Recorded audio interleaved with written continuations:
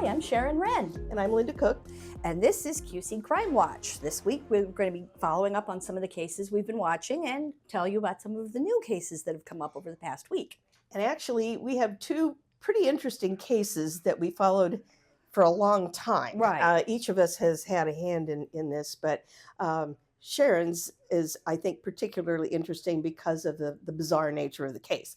Meanwhile, we have to remind you that we cannot recommend attorneys. Right.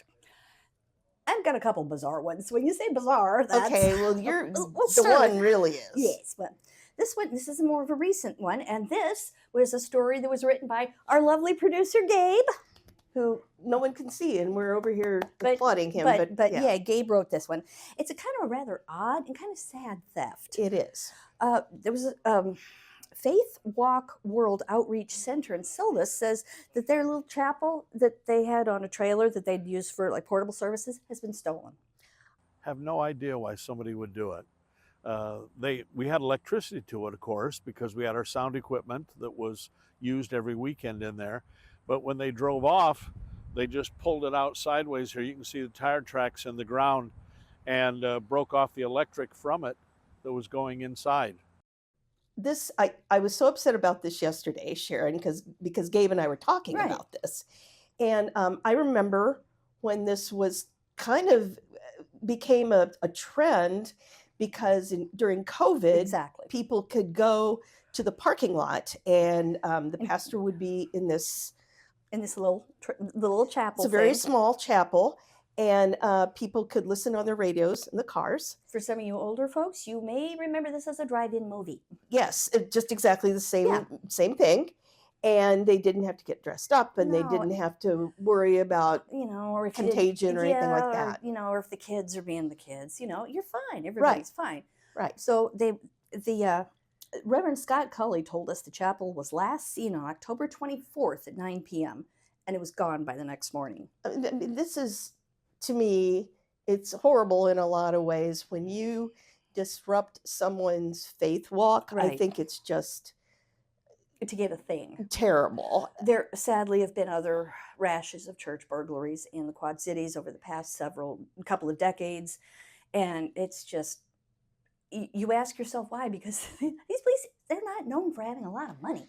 Well, that and what And- do you do Yeah. with a chapel once you steal it? Yeah, I mean, So anyway, the chapel in question is about 8 feet wide, 12 feet long, with a metal roof, and was built on a hay trailer. The church is going to continue their services as best as they can. We have pictures on our website of the trailer and the tracks that were left behind when the perpetrator moved it. Anyone with any information is asked to call the Silvis, Illinois Police Department at area code 309-792-1841. And we are going to be following this because, yeah, It's somewhere.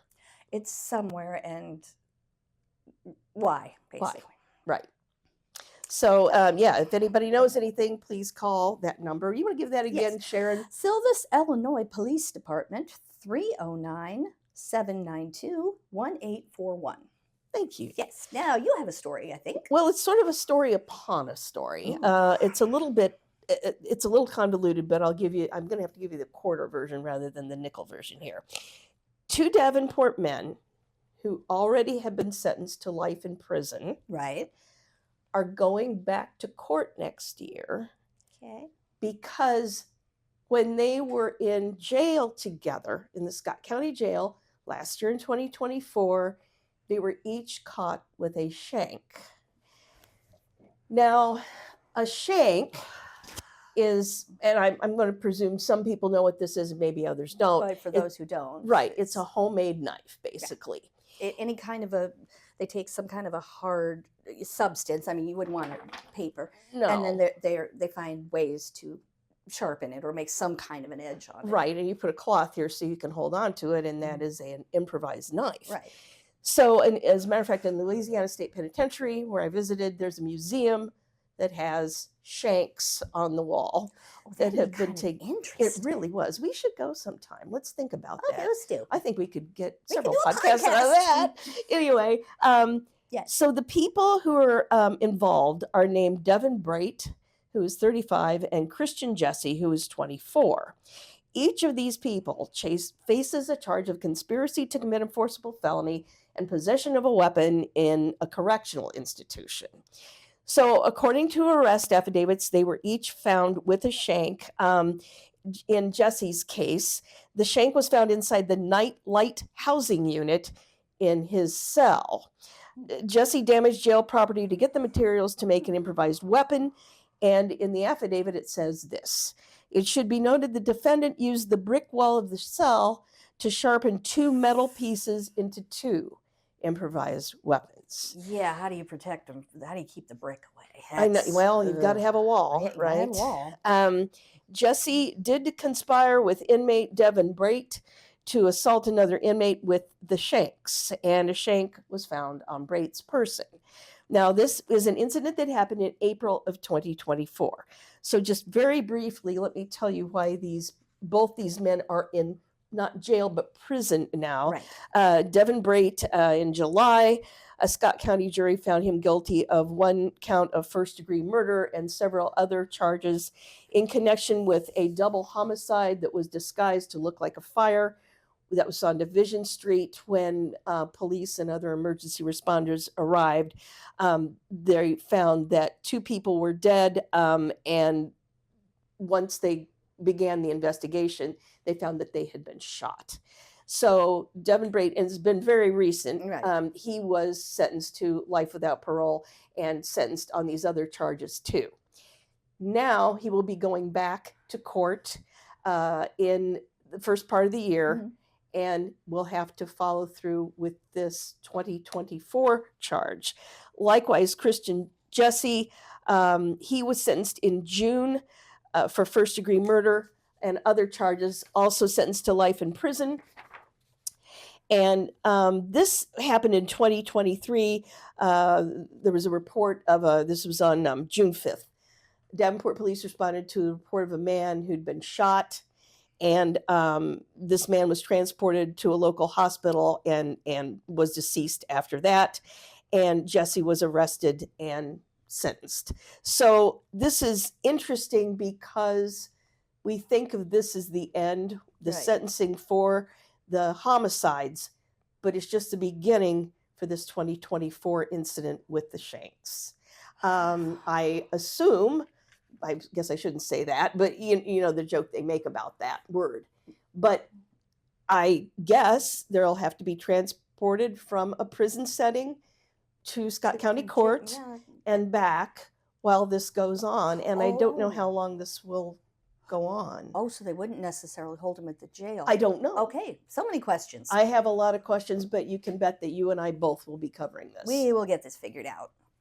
Well, this is the weird story. This I think is the so one. weird and sad. This is the one that she was talking about.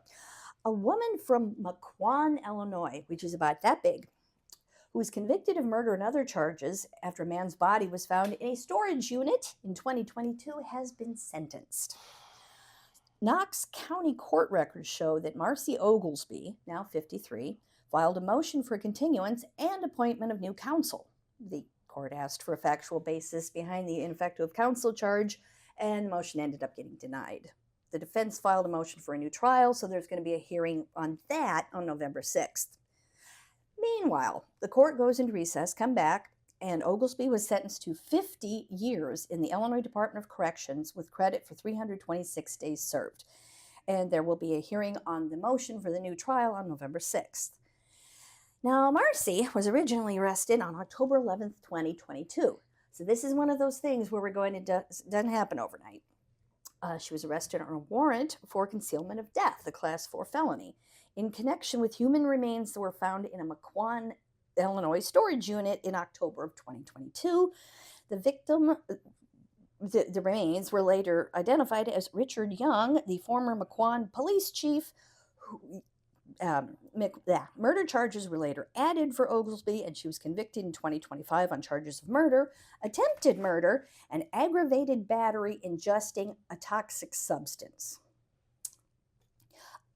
Another woman was arrested, pleaded guilty to concealing the death. She got 2 years of conditional discharge. Okay. Wow. Yeah, that was, well, I mean, you don't hear anything out of those little teeny tiny towns. So No. very often. But when something like this happens, in a storage unit, and I remember vividly when this happened that there was a smell coming from the unit that was reported, and And someone there said, you oh, go. a raccoon had died in there or something. Yes. And it turned out to be something far more serious. And to me, this is just It's so just weird. disastrous. I mean, I can't imagine what the family went through. Where did they think he was? Yeah. Did they think he had disappeared? Again, More questions. more questions than what court documents can answer. So she's got her 50 years and the new hearing coming up, and we will keep you guys updated on how that one goes. Okay, wow, Sharon, thank you. That's so strange. Oh, did you have another one? I Linda? don't. Do you? Okay, I You have do. one more, don't you? I have one more, and we've been a little heavy lately, so let's just, yes, it's crime, but let's just lighten it up just a bit. A woman from Macomb has been sentenced after she drove her 17-year-old son from Macomb, Illinois, to Davenport to sell marijuana to a friend. Because apparently you can't get it in Davenport. According to Scott County court records, Alicia Summers entered a guilty plea on July 27th and was sentenced on October 24th to 2 years of supervised probation and ordered to pay a civil penalty of $1,025. She was originally arrested, and this sounds awful, by officers from the Davenport Police Department's Tactical Operations Bureau. The officers were conducting a narcotics investigation, which led to a traffic stop on Ms. Summers' vehicle, where she had the stuff, cartridges, marijuana wax, marijuana. It was never confirmed one way or the other, but I think this thing was just in the wrong place at the very wrong time. I do too. Because I don't think the narco unit would be going after marijuana. No, I think They were looking something for, more serious. Yeah. So this poor woman, she had a heck of a night.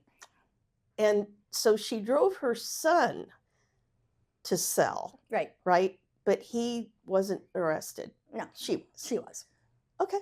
Just clarifying. But she did face a charge, and I'm trying to figure out how they phrased it because I think it was later dropped. Something about using a minor to do illegal stuff. Right. But that was dropped. Yeah. So, okay. And 17, so it's not like she was trying to have her 5-year-old do it.